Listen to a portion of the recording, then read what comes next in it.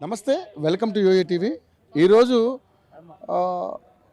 రామ్ చరణ్ ఎవరైతే cinema actor hero Ram Charan ఉన్నారో తను మాల మీద ఉండి ఈరోజు ఒక మసీదుకి వెళ్ళడం అనేది ఇక్కడ ఉన్నటువంటి అంటే తెలంగాణలో ఉన్నటువంటి స్వాములే కాదు, యావత్ ప్రపంచంలో ఉన్న స్వాములందరూ కూడా విభేదిస్తున్నటువంటి అంశము. సరే, ఆయన ఏ పర్సనల్ ఇష్యూస్ అని ఉండొచ్చు కానీ బట్ ఆ విధంగా మాలధారణ చేసిన తర్వాత మసీదులోకి వెళ్ళడం అనేది కరెక్ట్ కాదనేది స్వాములందరూ కూడా ముక్తకంఠంతో ఈరోజు విభేదిస్తున్నటువంటి అంశం. ఈరోజు ప్రెస్ క్లబ్లో కూడా వాళ్ళు ప్రెస్ మీట్ పెట్టి దీని మీద అనేక రకాలైనటువంటి అంశాలు మాట్లాడారు. ఈరోజు మన ముందు ప్రదీప్ స్వామి ఉన్నారు. ఆ ప్రదీప్ స్వామిని అడిగి అసలు నిజంగానే మరి రామ్ చరణ్ గారు వెళ్ళిన అంశాన్ని వీళ్ళు ఏ విధంగా తీసుకుంటారనే దాని మీద వాళ్ళతో మాట్లాడే ప్రయత్నం చేద్దాం. స్వామి నమస్కారం. స్వామి చరణ్ సార్ అయ్యప్ప, అసలు ఏంటి రామ్ చరణ్ అనే ఒక సెలబ్రిటీ, ఒక హీరో, మాల మీద వాళ్ళు రెగ్యులర్గా మాల వేస్తూ ఉంటారు, వాళ్ళు స్వామి వేస్తూ ఉంటారు.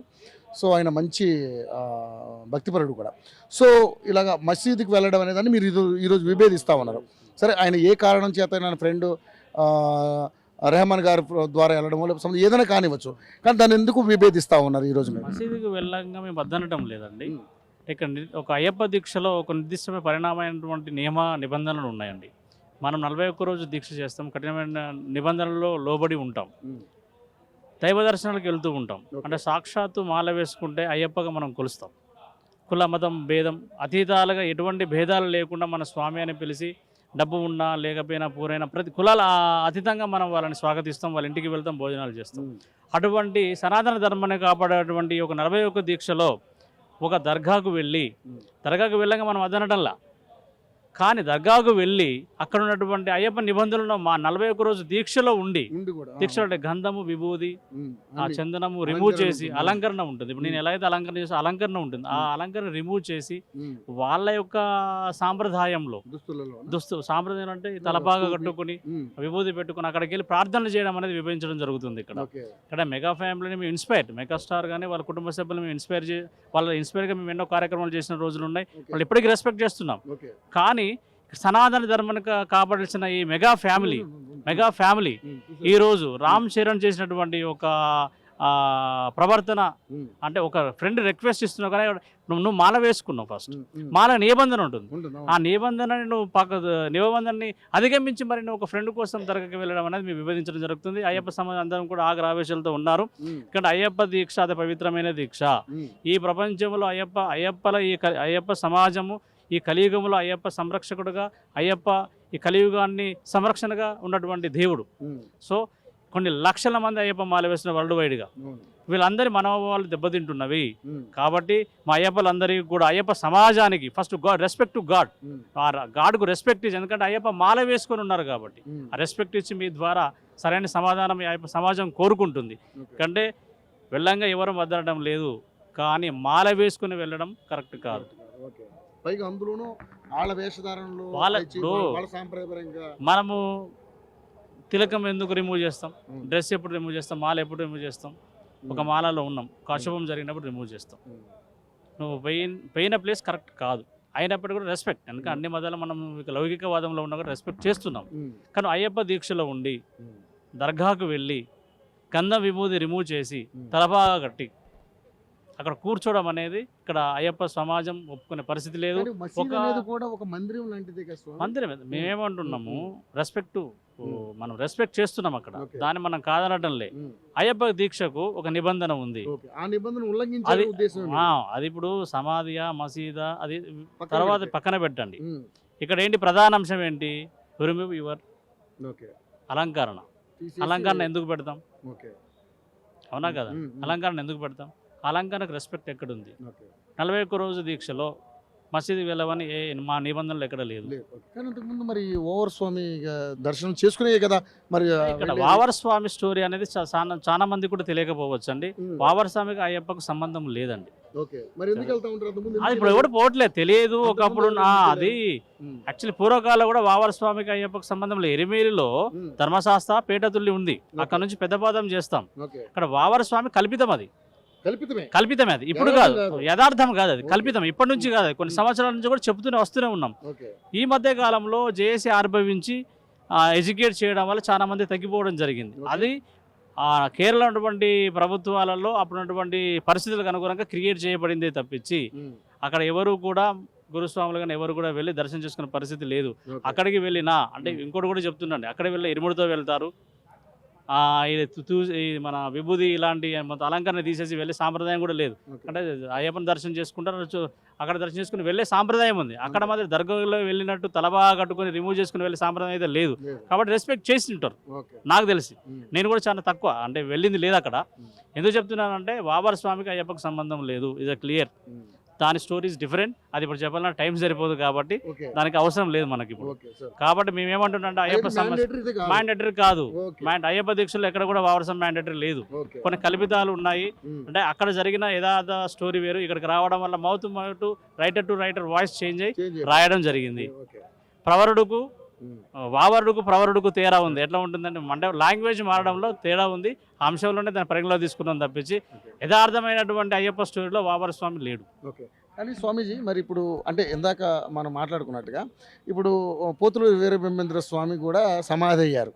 అదేవిధంగా రాఘవేంద్ర స్వామి కూడా సమాధి అయ్యారు. మీరు స్వాములందరూ కూడా చాలామంది వెళ్ళి దర్శనం చేసుకుంటా ఉంటారు. ఒక రకంగా చూసుకుంటే అవి కూడా సమాధులే కదా అనే అంశాలు కూడా కొత్త కొత్త క్వశ్చన్స్ బయటకు వస్తాయి. దానికి ఏ సమాధానం చెప్తారు? అవి జీవ సమాధులు. అంటే బతికి ఉన్నప్పుడే దానిలోకి వెళ్ళి ధ్యానంలో ఉండి వాళ్ళు ఇప్పుడు బతికి ఉన్నారా చనిపోయిన నువ్వు డిక్లేర్ చేయాలి, నీ డిక్లేర్ చేయాలి. చేసామా? రాఘవేంద్ర స్వామి బతికి ఉన్నాడా చనిపోయాడు ఎవరైనా చెప్పగలరా?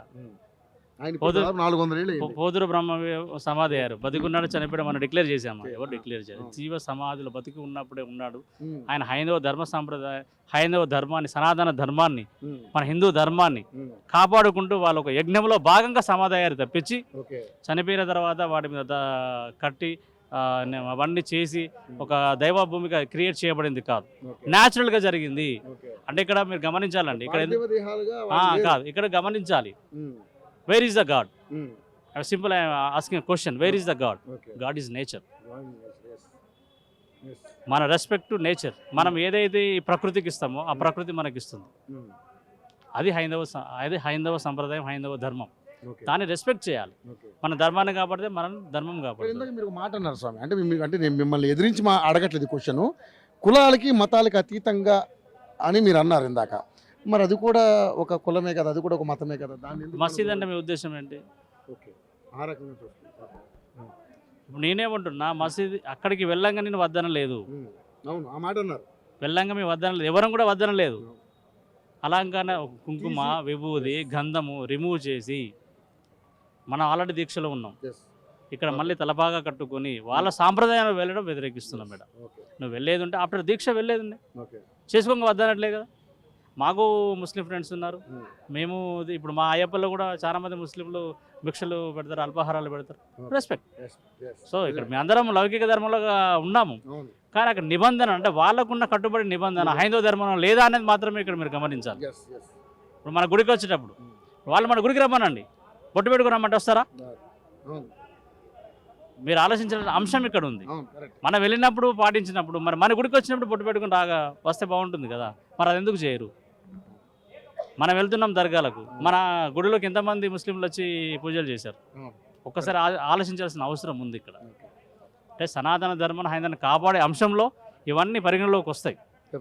కానీ ఒక మెగాస్టార్ ఫ్యామిలీ నుంచి ఒక సెలబ్రిటీ ఇలాంటి పనులు చేస్తే ఇన్స్పైరేషన్ ఏమొస్తుంది అంటే నెగిటివ్ థింక్లోకి వెళ్తుంది. మనం పాజిటివ్ థింక్లోకి రావాలి.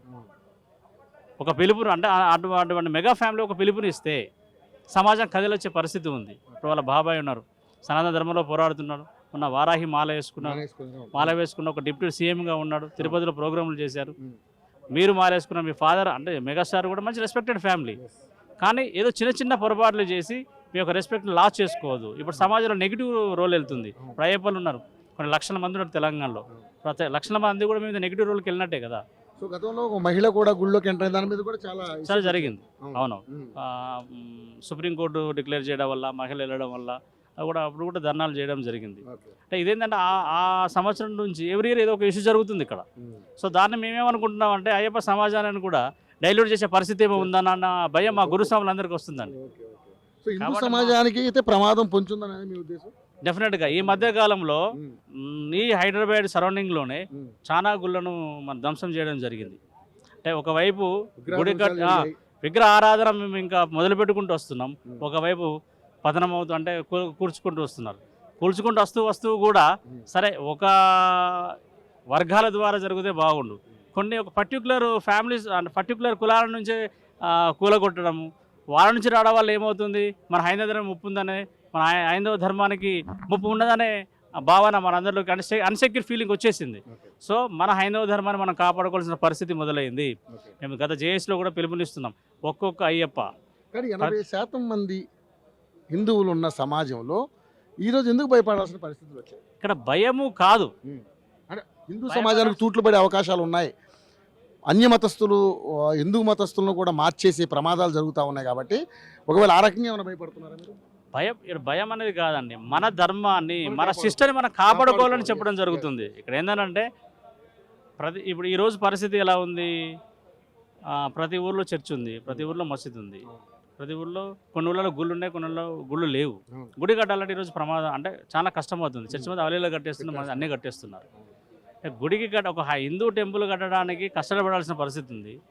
అదే వేరే సంబంధించిన చర్చిలు కానీ రకరకాల కట్టడానికి ఈజీగా అయిపోతున్నాయి. అది అసలు ప్రాబ్లం ఎక్కడ ఉంది అనేది ఆలోచించాల్సిన అవసరం, అంటే మనం ఆలోచించాల్సిన అవసరం ఉంది. ఎందుకంటే ఇప్పుడు మన జనాభా ఎక్కువ ఉంది, మన సమాజంలో అంటే మన దాంట్లో ఒక్కొక్క కాడ ఒక్కొక్క విశిష్టత ఉంది. మన విశిష్టత అంటే వాస్తవం ఇంకోటి కూడా చెప్తున్నానండి, మన వేదాల నుంచే, మన దగ్గర ఉన్నటువంటి సాంప్రదాయాల నుంచే, మన దగ్గర నుంచి వేదాల నుంచే ఈరోజు రీసెర్చ్ జరుగుతున్నాయి. సామవేదం, ఋగ్వేదం, యజుర్వేదం, అమెరికా రీసెర్చ్, నాసా కానీ, ఫ్లైట్స్ కానీ, రాకెట్లు కానీ, ఎవ్రీథింగ్ ఈ సృష్టించబడక ముందుకే మన ఇండియాలో మన సాంప్రదాయంలో అవన్నీ సృష్టించబడి ఉన్నాయి. వాటినే మనం మోడిఫై చేసుకుంటున్నాం తప్పించి కొత్తగా సృష్టించింది ఇక్కడ ఏం లేదు. అంటే ఈ ప్రపంచానికి కావాల్సిన అమూల్యమైన వేద సంపద మనలో ఉంది, మన ఇండియాలో ఉంది. సో నేనేమంటున్నా, మన వేద సంపదను, మన హైందవ సాంప్రదాయాన్ని మనం కాపాడుకోగలిగితే మన ప్రపంచాన్ని మనం సృష్టించవచ్చు. అందుకోసం ఈ యొక్క హైందవ సాంప్రదాయాన్ని మనం కాపాడుకోవాలన్న దృఢత్వంతో మేము ఈ యొక్క జేఏసీ ఫామ్ చేసి అయ్యప్ప పరంగా ఎటువంటి అంటే కొందరు అంటే మన రెస్పాన్సిబిలిటీ మనం చేయాలి. ఇప్పుడు మార్పు అనేది అందరూ చేయలేరు కదా, ఎవరో ఒకరు ఒక అడిగేస్తేనే నాతో పాటు దర్శన గురుస్వామి ఒక్కొక్క గురుస్వామి అట్లా అడుగు వేస్తూ ముందుకు వెళ్ళి ఫైట్ చేస్తేనే మనం సక్సెస్ చేయగలుగుతాం. ఎవరో చేస్తారంటే ఈ రోజులలో అప్పట్లో సరే ఆది శంకరాచార్యులు వచ్చారు, వీర బ్రహ్మేంద్రం వచ్చారు, రకరకాలు వచ్చారు. మరి ఇప్పుడు ఎవరు రావాలి? ప్రతి ఒక్కరూ ఒక సమిధిగా మారి మన యుద్ధం మనమే ప్రకటించుకొని మనమే చేయాలన్నది మా యొక్క జేఎస్ నుంచి బలంగా వినిపిస్తున్నాం. రామ్ చరణ్ గారి దగ్గర నుంచి ఎటువంటి వివరణ కోరుకుంటున్నారు? రామ్ చరణ్ స్వామి దగ్గర నుంచి మీరు అయ్యప్ప మాల వేసుకున్నారు కాబట్టి అయ్యప్ప దీక్షను ఉల్లంఘించారు ఫస్ట్. కాబట్టి మీ గురువు గారు మీరు అయ్యప్ప సమాజానికి క్షమాపణ చెప్పి ఇంకోసారి అలా అయ్యప్ప అంటే అయ్యప్ప దీక్ష నిబంధనను ఉల్లంఘన చేశారు కాబట్టి అవి ఇంకోసారి జరగకుండా చూసుకోవడానికి కోసం అయ్యప్ప క్షమాపణ చెప్పాలన్నది ప్రధానమైనటువంటి demand. Right sir, thank you so much అండి. సో మొత్తానికైతే అయ్యప్ప స్వాములకు సంబంధించి ఏదైతే ఆ నిబంధనలకి ఉల్లంఘించారు రామ్ చరణ్ స్వామి అని ప్రధానంగా ఇక్కడ గురుస్వాములు మాట్లాడుతున్నటువంటి అంశం. హిందూ సాంప్రదాయాన్ని కాపాడుకోవాలి, మసీదులకు వెళ్ళడం నేను తప్పని అంటలేదు, కానీ అక్కడికి వెళ్ళిన తర్వాత ముస్లిం యొక్క వేషధారణలో తలపాగా కట్టుకోవడం కానీ, ఆ విభూది రాసుకోవడం కానీ, ఇవన్నీ కూడా మన సాంప్రదాయాలకి, మన ఆచార వ్యవహారాలకి, మన కట్టుబొట్టుకి, స్వామి యొక్క ఆహార్యానికి విఘాతం కలిగించారని చెప్పేసి గురుస్వాములు చెప్పడం జరుగుతూ ఉంది. దీన్ని వెంటనే రామ్ చరణ్ గారు స్వామికి, అయ్యప్ప స్వామికి, అదేవిధంగా స్వాములందరూ కూడా క్షమాపణ చెప్పాలి, ఇంకోసారి ఇలా జరగకుండా చూసుకోవాలని హితవు పలుకుతూ ఉన్నారు. సో ఏం జరుగుతుందో చూద్దాం. Over to studio, cameraman Vishwanath, Ravikumar.